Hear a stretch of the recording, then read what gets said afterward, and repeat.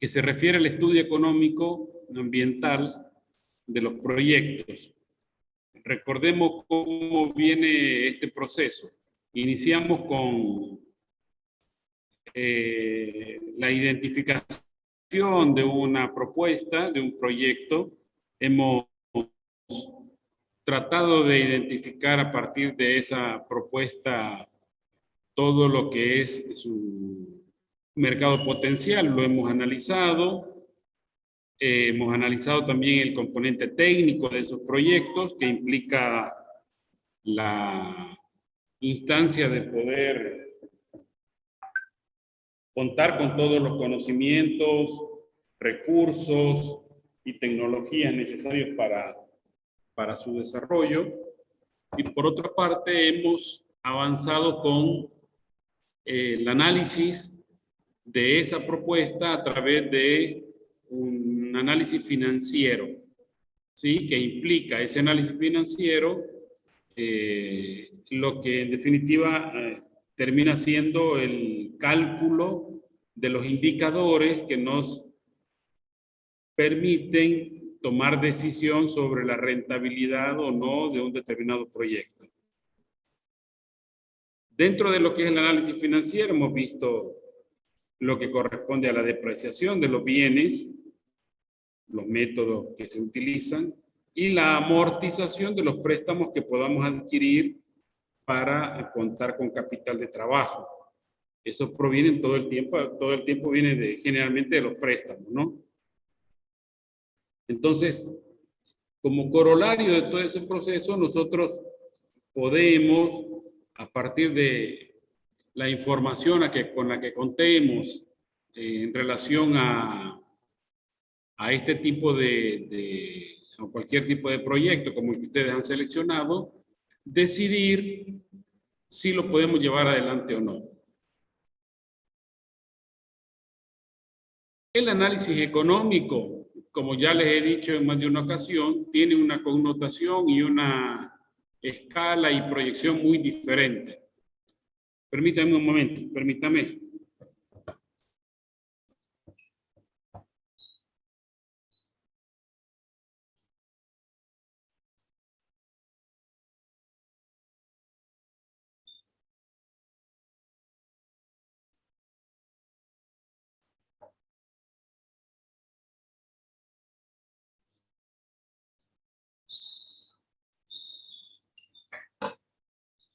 Entonces, cuando vamos a desarrollar proyectos que tienen un objetivo diferente, como lo es el de involucrar aspectos relacionados a las comunidades que no sean fuentes de financiamiento privadas, en general podemos aplicar un criterio de análisis de carácter económico, ¿sí? Y esto es importante porque de alguna manera también nos permite tomar decisiones en relación a la conveniencia o no de asignar recursos escasos como es el dinero al desarrollo de una determinada obra o proyecto en particular.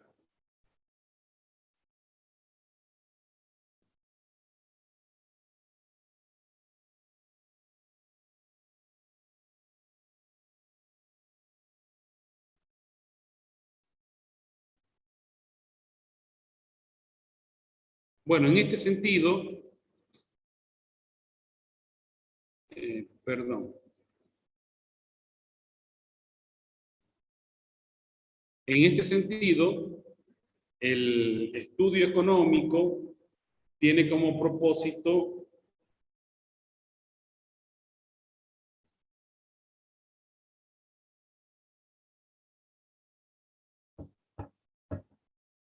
evaluar la contribución de un proyecto al bienestar económico de una región o del país considerado. Y estos análisis se realizan desde la óptica de la sociedad en su conjunto, ya sea de una región o de un país. Y no desde el inversor privado como ocurre en el caso del análisis financiero. Esta es una diferencia esencial que debemos tener clara porque el inversor privado tiene como objetivo fundamental maximizar su inversión y maximiza la inversión cuando tiene mayores ingresos.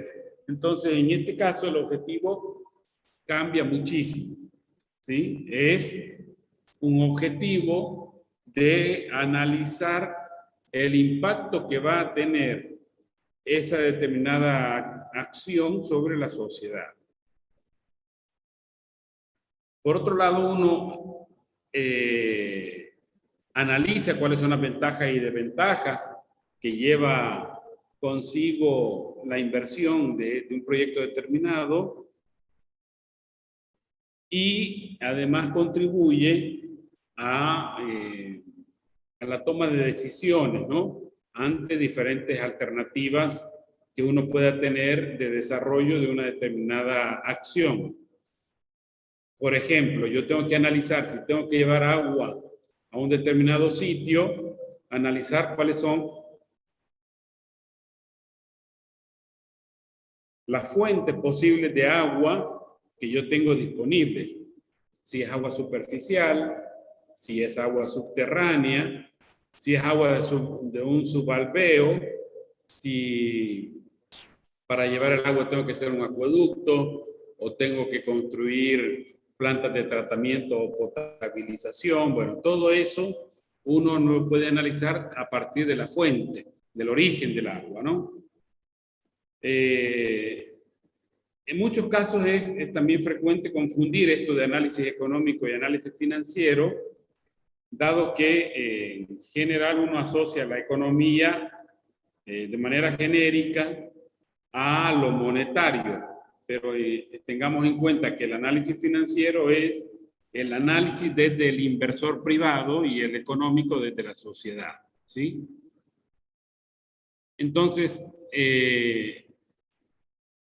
el análisis económico incorpora dentro de sus criterios lo que implica mejoras en las condiciones de vida de las poblaciones donde uno va a desarrollar una determinada actividad. Y acá no vamos a hablar de rentabilidad, como se habla en el análisis financiero, sino de beneficios de tipo social. Sí, esto es importante tenerlo en cuenta.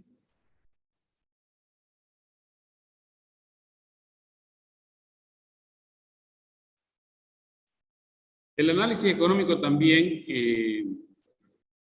nos permite hacer ese análisis de costo-beneficio, que es fundamental hacerlo porque en definitiva uno quiere que la inversión sea capaz de beneficiar a la mayor cantidad de gente posible, a la mayor cantidad de personas posibles. Y eso es una cuestión importante tener en cuenta, ¿no? Por otro lado, uno debería de considerar en esos tipos de análisis cuestiones como la equidad de género, la equidad de género entre sexos, la equidad en la distribución de los ingresos, la calidad de las relaciones sociales, cómo estos proyectos pretenden mejorar una situación que hemos identificado como necesaria de cambiar hacia algo mejor, por supuesto, ¿no? Y estos enfoques tienen que ver mucho, en algunos casos, como el empoderamiento de las mujeres, el mejorar condiciones de vivienda, proyectos relacionados a la salud, por ejemplo, que nos dan un marco de análisis mucho más amplio que lo que implica el análisis financiero, ¿no?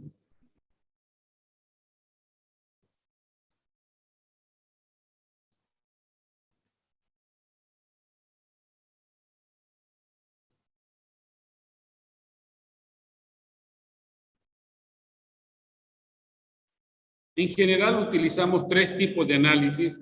Para nosotros vamos a ver estos tres tipos de análisis, pueden haber muchos más que estos, para poder llevar adelante el análisis económico. Uno de ellos es el análisis de costo-utilidad, el de costo-efectividad y el de costo-beneficio.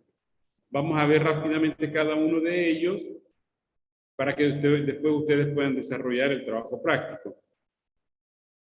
El de costo-utilidad se lleva adelante cuando los beneficios tienen su origen en percepciones subjetivas. Esto es importante tenerlo en cuenta, ¿sí? Porque en general nosotros establecemos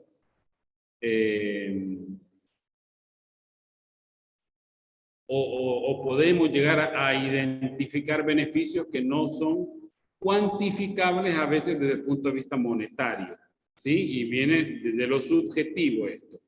Y trata de categorizar diferentes estados de la realidad de acuerdo a nuestra visión de mejora de una determinada situación. Esto también es determinante y fundamental porque nosotros pretendemos justamente pasar de un estado que consideramos no favorable a uno favorable. Y por otro lado, trata de medir este concepto del empoderamiento de las mujeres. Esto tiene mucho que ver en proyectos en donde muchas veces existe una inequidad de género, inequidad en la toma de decisiones de los sexos, ¿no? Y eso pasa cotidianamente en comunidades campesinas, aborígenes y también en las comunidades urbanas, ¿no? En los centros comunitarios o en acciones barriales. Entonces definimos diferentes estados de la realidad según nuestra percepción y esto determinan, son constituyentes de aspectos claves que nos permiten ser utilizados como indicadores de beneficio o bienestar que provee un determinado proyecto.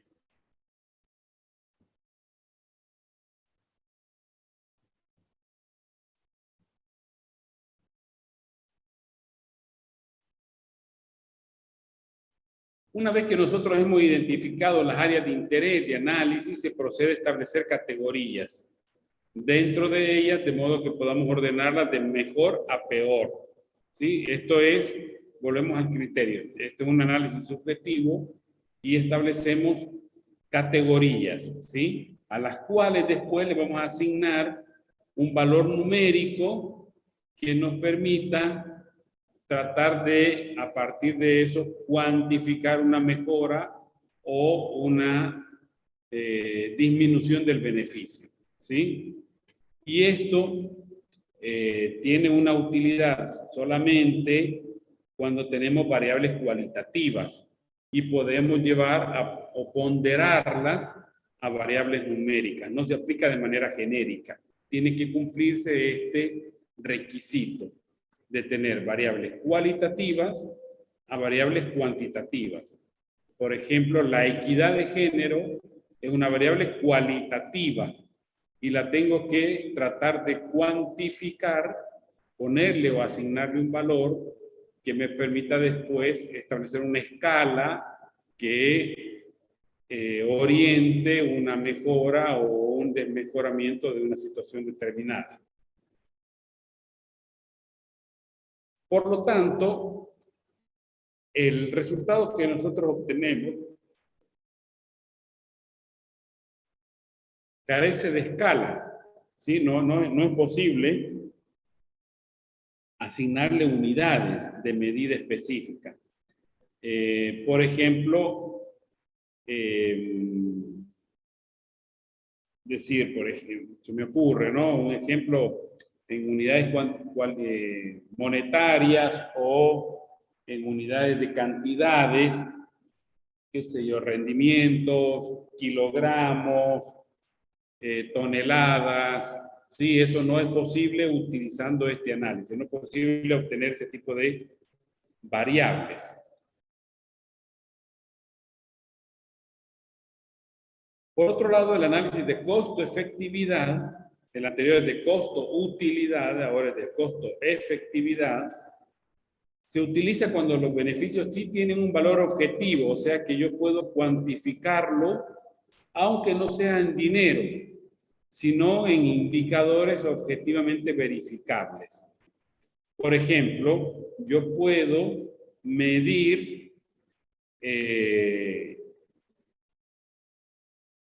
en una población donde he llevado adelante un proceso de mejora del sistema de agua y de cloacas, la reducción de emisiones de gases de efecto invernadero, o puedo medir la cantidad de personas que dejan de enfermarse dada esta infraestructura. El tema de construir rutas de mejores condiciones, que sean más rápidas y que generen menos demoras en la circulación del tránsito, contribuyen a disminuir las emisiones de gases de efecto invernadero. O sea, un auto detenido emite mucho más gases que un auto en movimiento a una velocidad determinada, porque la combustión que se da es mucho más completa que la que se da cuando está detenido. ¿Preguntas hasta ahora?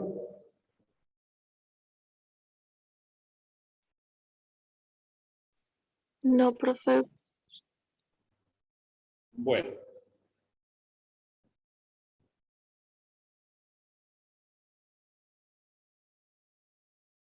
Y luego viene el análisis costo-beneficio.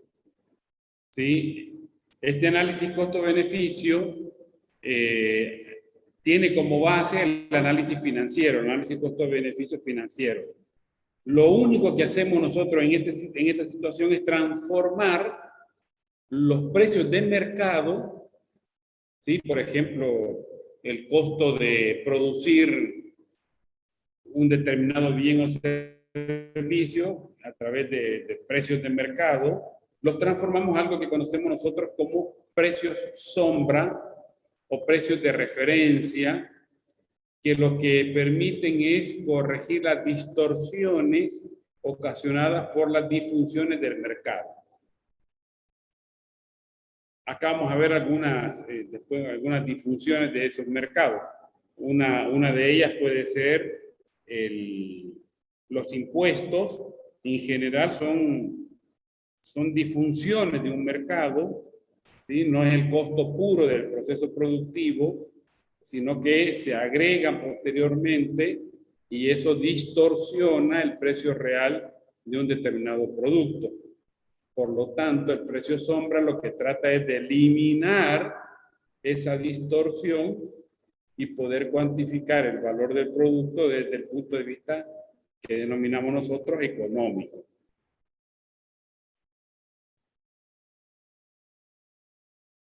Trata en este sentido integrar también las externalidades que dan lugar a los beneficios y a los costos sociales y ambientales, que muchas veces son ignorados en el análisis financiero.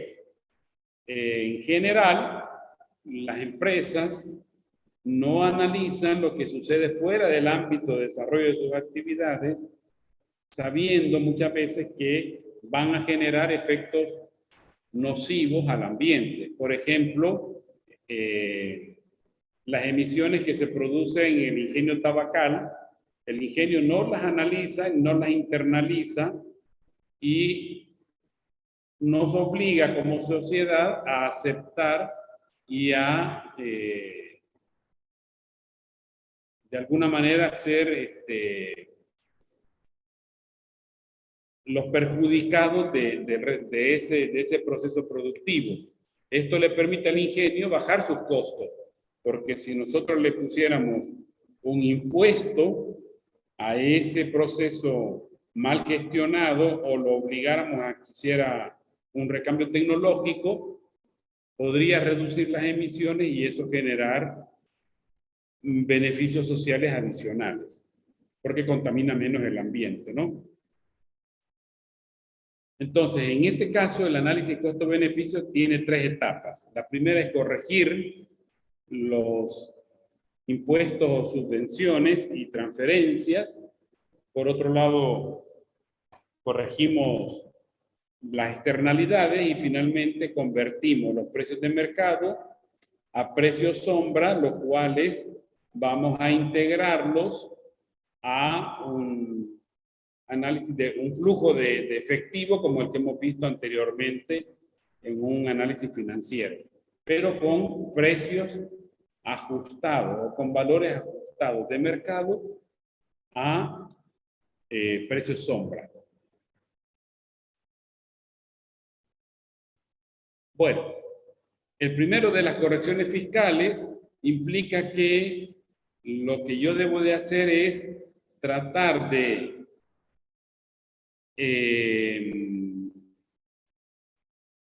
eliminar, digamos, esas distorsiones que están asociadas a los impuestos. Por ejemplo, el IVA. ¿Sí? Yo analizo el valor de un bien o un servicio sin IVA. ¿Sí? El IVA nuestro en general es del 21%. Cuando se trata de maquinaria y equipos es del 10,5%, o de bienes durables, ese IVA disminuye.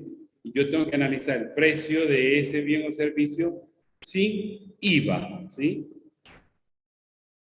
Esa es una forma de comenzar a corregir el precio de un bien, de un bien o producto o un costo desde un precio o un valor financiero o de mercado a un precio sombra o precio social. Por otra parte, debo de sacar los valores que están asignados al pago de la seguridad social de los empleados. ¿Sí? Porque esos valores son adicionales al precio de mi producto. Si yo tengo que pagar por un empleado 1,000 pesos de cargas sociales, que es el valor de obra social y de jubilaciones, yo tengo que sacar esos 1,000 pesos de mi precio para poder hacer la corrección correspondiente.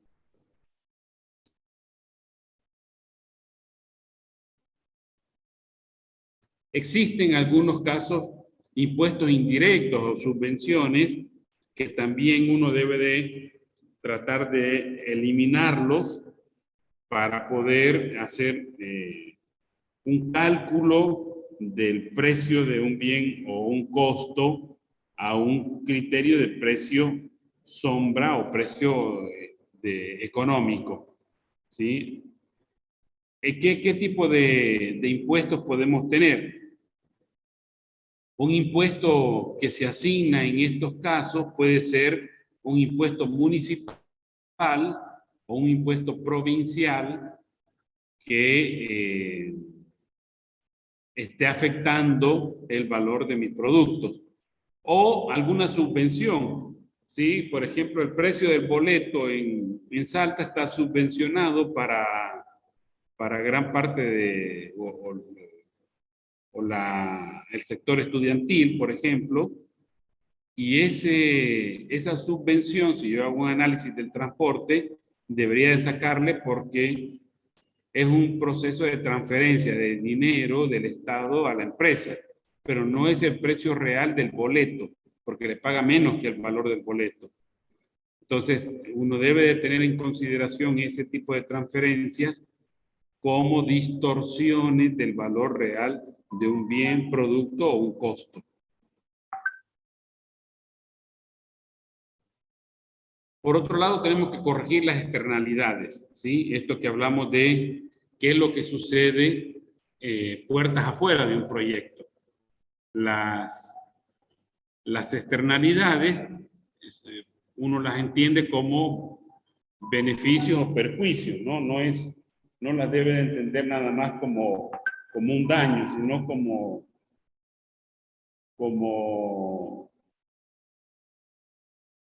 algo que podemos nosotros incorporarlo a nuestro análisis y que está produciendo algún tipo de beneficio a la sociedad. Ejemplo de esto puede ser la conservación de los bosques, ¿sí? Eso tiene beneficios o externalidades positivas contra un proyecto que genera o emite gases o residuos líquidos o sólidos al ambiente. Entonces, tenemos dos situaciones diferentes que tenemos, o es obligatorio que las consideremos en nuestro análisis y las corrijamos.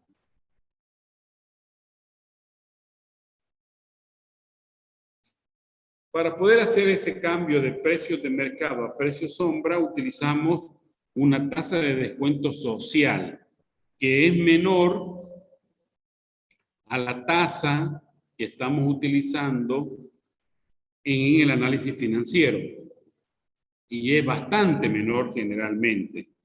Por eso es importante definir una tasa adecuada que nos permita tener una lógica del resultado que pretendemos obtener. En general son tasas que no exceden el 10 o 15%, mientras tanto tenemos tasas de mercado o tasas financieras de un 30, 40 o 50%.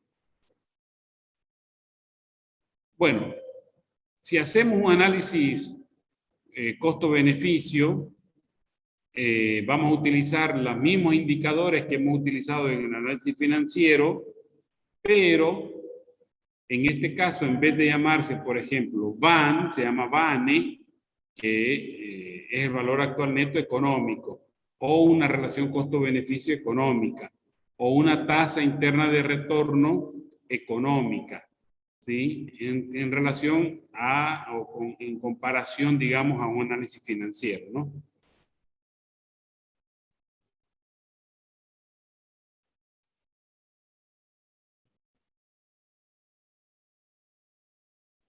Muchas veces, cuando nosotros tenemos indicadores financieros como el VANE, ¿sí? Un valor actual neto negativo, uno podría, o es un criterio lógico, rechazar la propuesta porque da un valor negativo.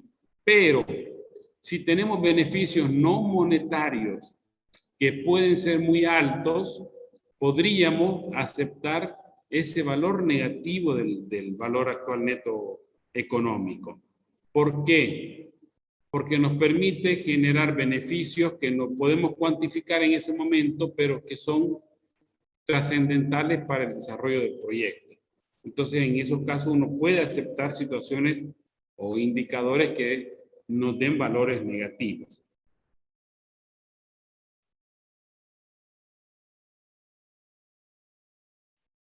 Finalmente, una vez que uno pueda haber calculado esos valores, llega a la toma de decisiones. La toma de decisiones en el criterio financiero, en general, está asociada a que yo pueda maximizar mis ingresos a partir del desarrollo de un proyecto. Esa es la lógica de la toma de decisiones. El mayor beneficio posible, beneficios económicos, ¿no? La mayor rentabilidad posible. En el caso de los análisis económicos, la racionalidad de las decisiones está centrada en la generación de beneficios sociales que pueda llevar el proyecto en su desarrollo, con los menores riesgos ambientales y sociales posibles. ¿Sí? Los criterios de decisión cambian. Acá no es una cuestión de dinero, es una cuestión de beneficios a la sociedad. ¿Sí? Entonces, la racionalidad de la decisión no es evaluada desde el punto de vista del inversor, sino del decisor de las políticas públicas que deben perseguir el bienestar de la sociedad. Ese es el fin, digamos, de los decisores. Eso es lo que uno desea o supone, ¿no?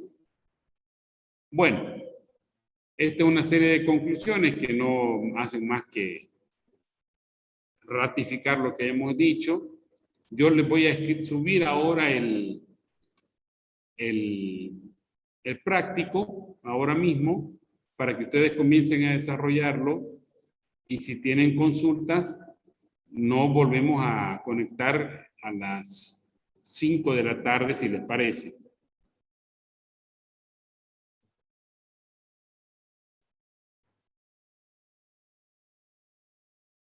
Bien, profe. Bueno, ahora ya entro yo a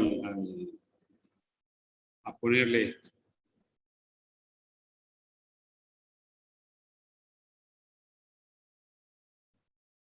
Bueno, profe.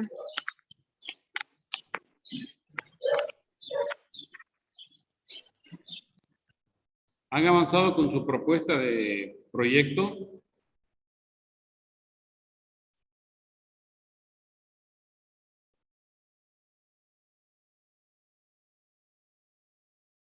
No.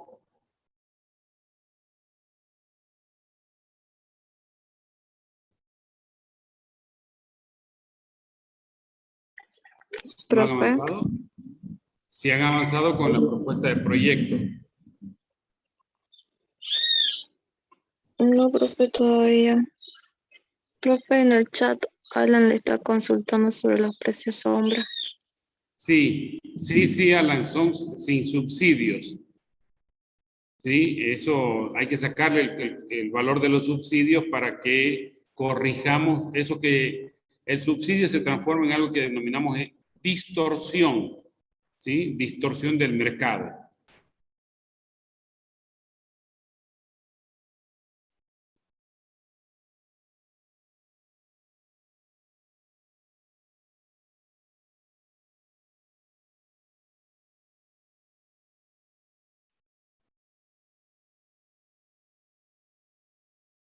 ¿Y por qué no han podido avanzar, Carla?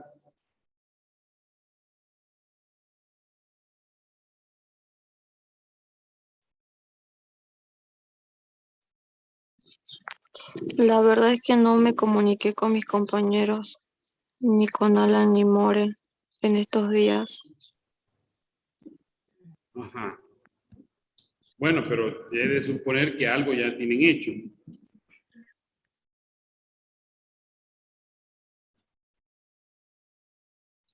Porque no están presentando los prácticos también, por eso les pregunto.